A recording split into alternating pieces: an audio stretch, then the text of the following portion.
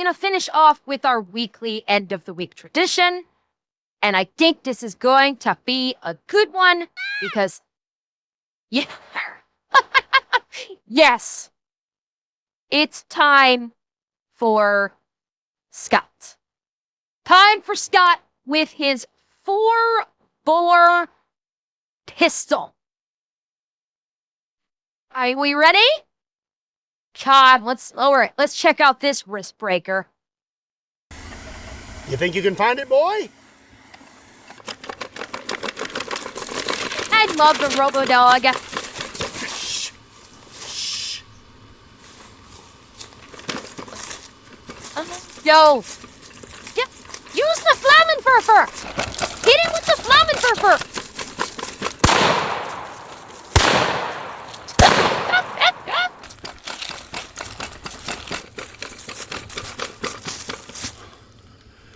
Yes!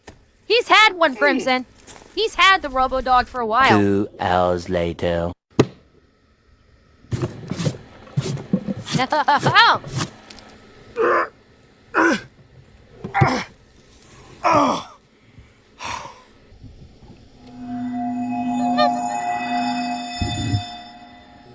Oh, yeah. Danger, danger, danger, danger.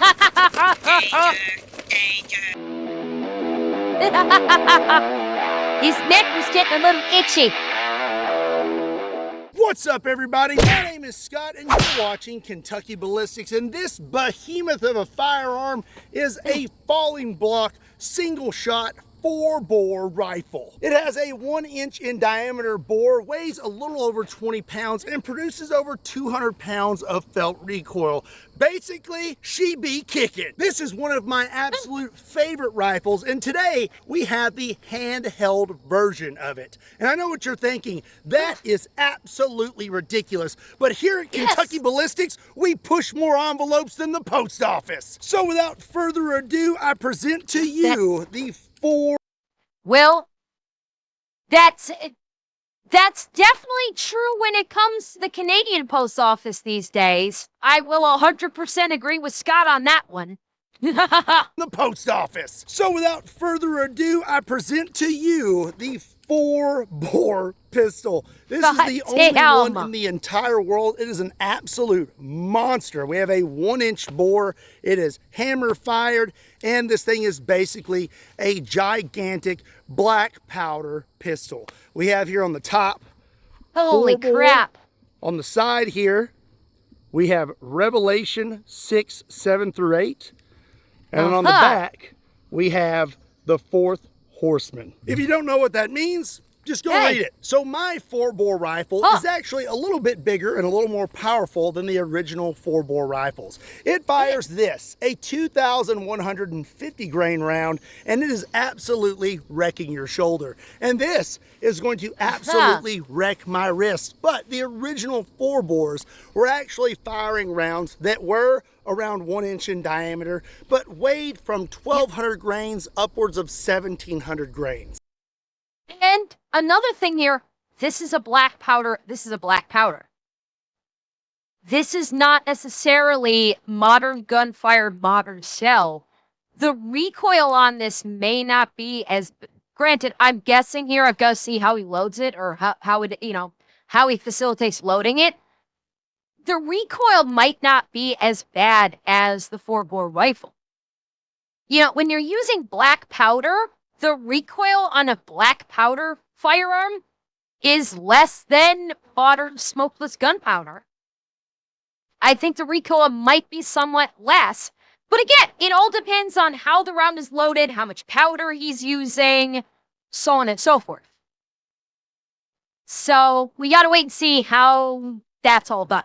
The round that this 4-bore pistol will be firing is a 1-inch lead ball that weighs 1,400 grains. So basically what I'm saying is the 4th Horseman, the 4-bore pistol, should be the most ridiculous, heavy, groundbreaking, earth-shaking, wrist-breaking recoil I have ever felt in my life. Yeah, brother, let's go get set up and get started. But before we shatter my wrist bones, I have some very exciting news to announce. I am writing a book. Now, I know it may be hard to believe that someone that cannot read, write, or do math can write a book, but that's okay because it's got lots of pictures in it because it's made for the youngins and you old folks too, really anyone that can read. If you know the story of my accident, you know that there is a very powerful message behind it, and I'm super excited to share that in a fun, lighthearted way. This book is called Boom Pow, I'm Braver Now, and it's a story about failing, learning, and trying again, and teaches that courage doesn't mean that you're not afraid, but it means you show up anyways. And I'm proud to share that Brave Books and I are going to be donating a portion of the proceeds to help families whose children are bravely battling cancer. These families and these kids are braver than we could ever imagine, and we thought it would be great to help ease their financial burdens through the Parker Project. And if you want to be one of the first to receive a copy of my new book for someone young in your life, old, or somewhere in the middle that needs some encouragement or some good life lessons, then swing over to bravernowbook.com and pre-order my book today. There's a link in the description down below. Now, let's go shoot a 4-bore pistol. So before we shoot the 4-bore pistol, I thought it would be a good idea to give you something to compare it to. So this is a 500 Smith & Wesson Magnum. This is the largest, most powerful production handgun in the world. And it fires this, a 1/2-inch diameter bullet that weighs anywhere from 350 grains to 700 grains. And here it is compared to the 1,400 grain lead ball that we're gonna fire at the 4-bore. Okay, here we go. 500 Magnum. Woo! See me kicking. See me kicking. Let's do a one-handed, just for good measure. Look at the rippling on his arm. The muscle ripples, chats. I tell you what, that gun be kicking, but I don't think it's gonna compare to this 4-bore pistol. Okie dokie, it's time to take our first shot with the 4-bore pistol. I don't know what this is gonna be like, so we're gonna take some extra precautions, at least for our first shot. So I have on a helmet, a face shield, and gloves, and we are loaded up with the 1,400 grain, 1-inch lead ball. Let's see what happens to my wrists. All right, hammer's back. Woo! Here we go.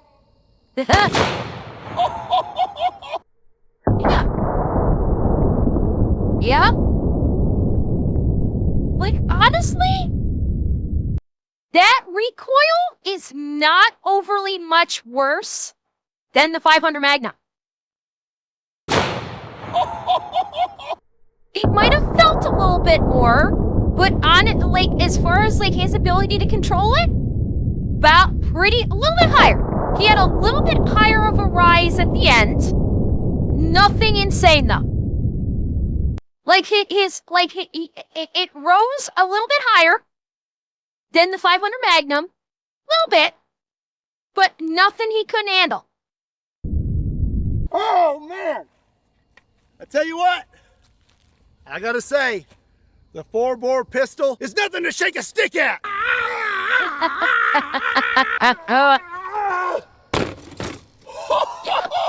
He got it.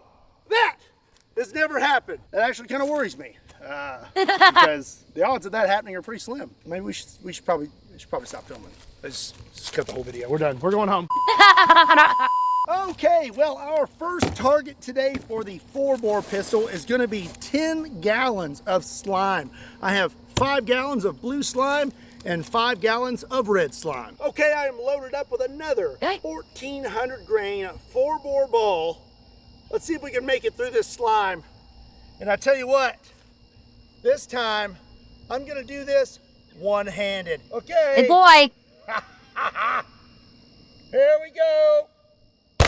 Whoa!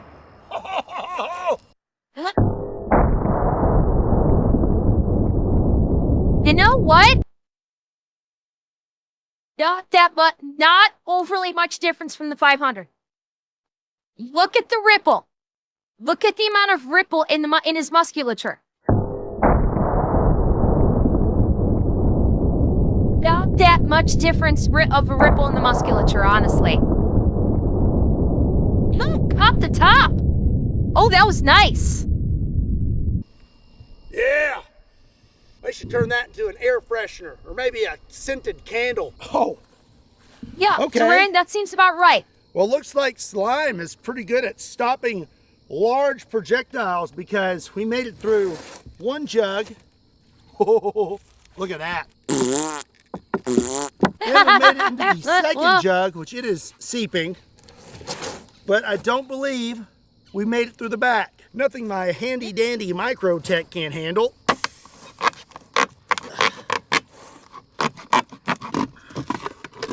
Okay. Let's see if we can find this thing. Yeah, just be careful of those edges. Dump it out on the table. Oh.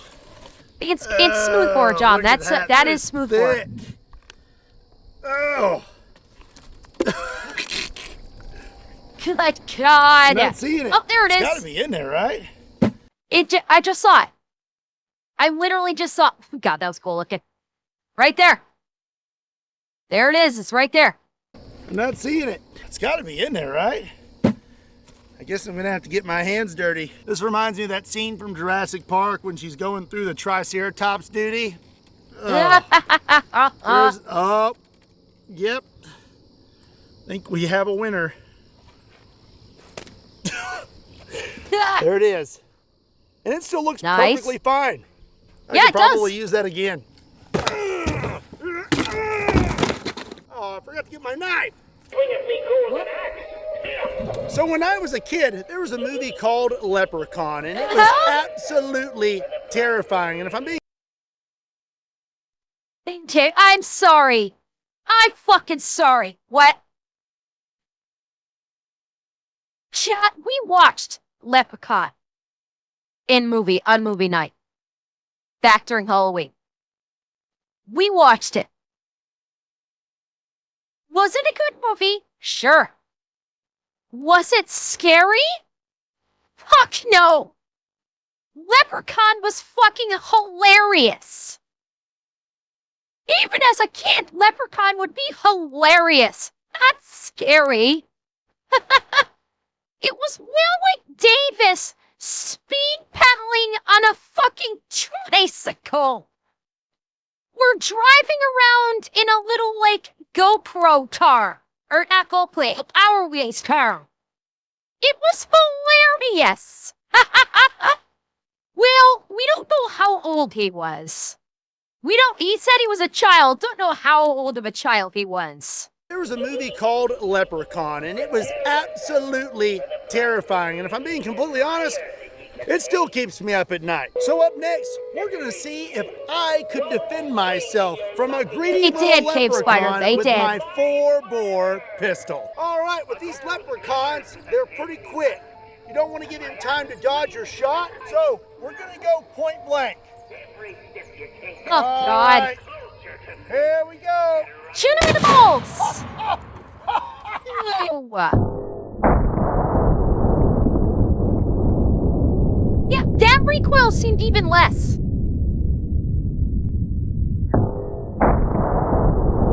It was a chest shot. And Chet, he really knew how to blow its back out.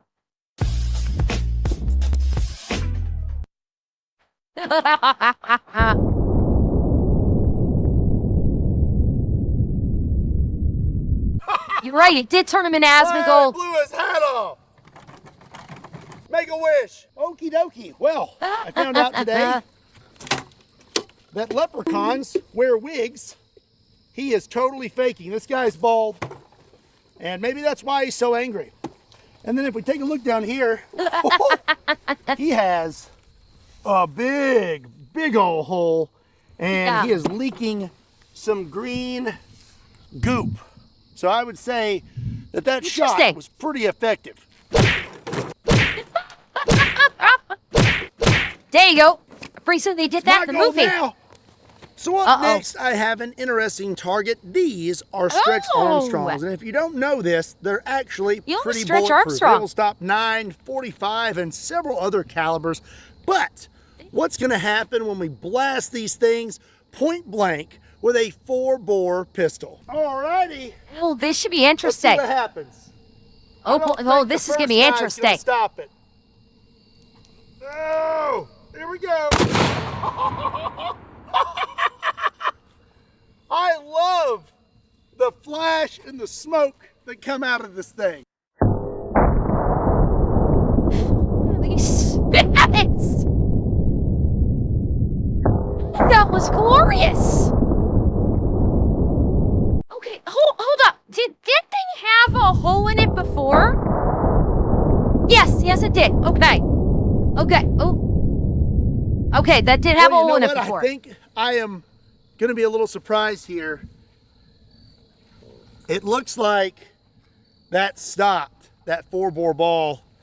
I think it wanted to come out the back, but the stretch Armstrong behind him seemed to prevent it. That is a big, round, slow-moving projectile.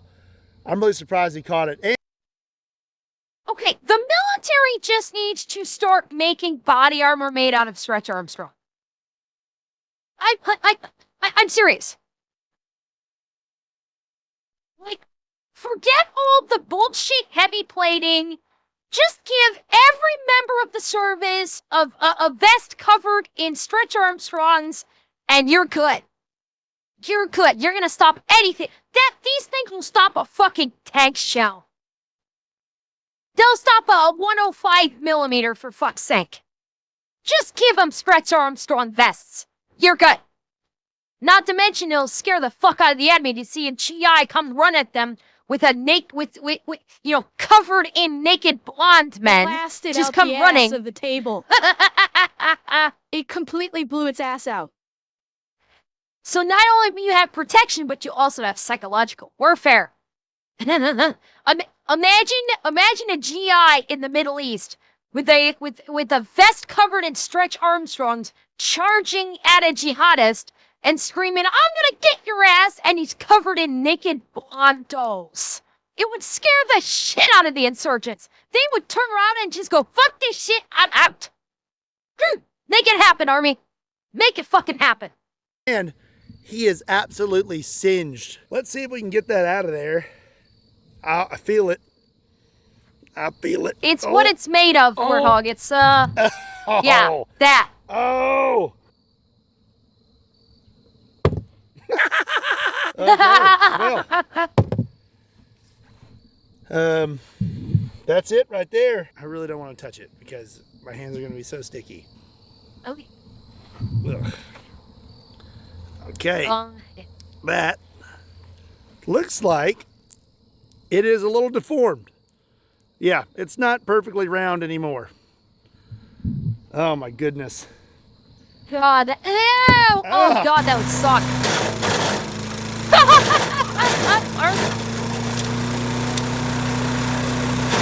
Wait.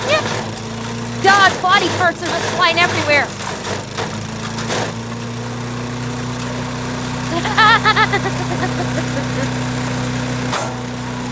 Yeah.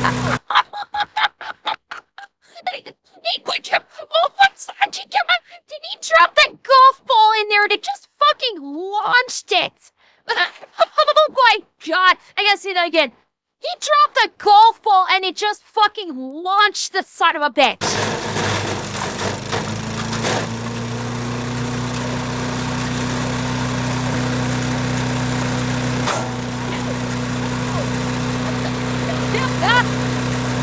Oh God. Oh Jesus. Oh no. So up next we have a Ballistic Dummy Labs zombie bust, and we're gonna find out what would happen if you encountered a zombie in the 19th century. Would your 4-bore pistol be an adequate weapon to take on the undead? Okay. Hey. Let's take care of ye old zombie. Here we go. Oh, Top Half of the head is gone. Looks like I hit a little high.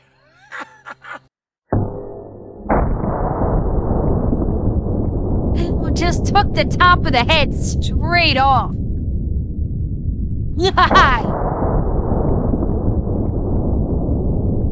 Why? Huh. That is gross. Oh, I don't think I've ever done that to a zombie before. It's pretty awful. Looks like I just kind of skimmed the top and gave him a buzz cut. Judging from the slow-mo shot, I would say if you did not hit the zombie with your 1400 grain ball, it wouldn't matter because he would be lit on fire.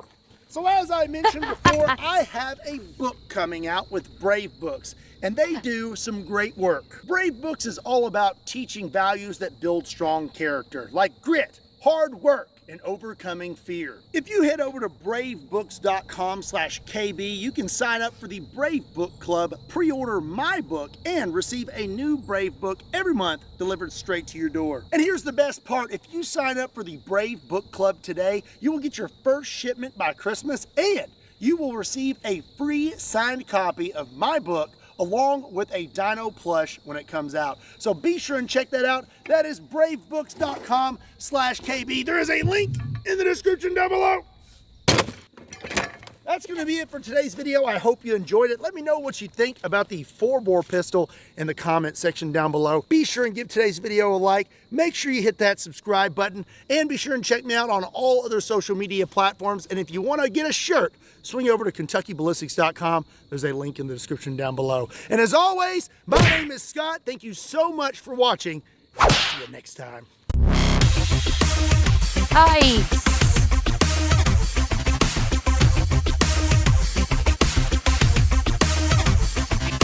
Okay, that was fucking cool.